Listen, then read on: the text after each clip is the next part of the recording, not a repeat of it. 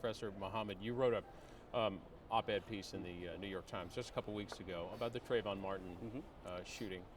killing, and you talked about playing the violence card. We've heard a lot about the race card. What did you mean by playing the violence card? So in this moment of tremendous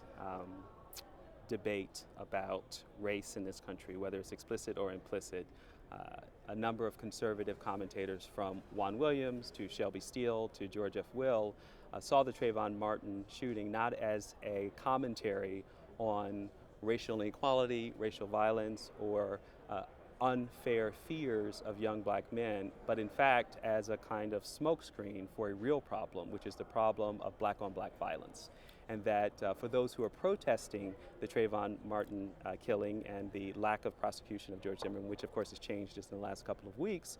the sense was if you really care about the death of a young black man, if you really care about that issue, then you ought to be focusing your energy and protest on black people who kill other black people. So I see it as a cynical rhetorical play, as an obfuscation of the relationship between that stigma and fear of black people, which contributes to segregation, which contributes to a kind of pathologizing rhetoric, which certainly doesn't help impoverished, marginalized communities that could use some progressive compassion in this country. I see that as a ploy that ultimately says this is for black people to fix, and until they fix their own problems, there's nothing that any other community can do either at the national level or among white people.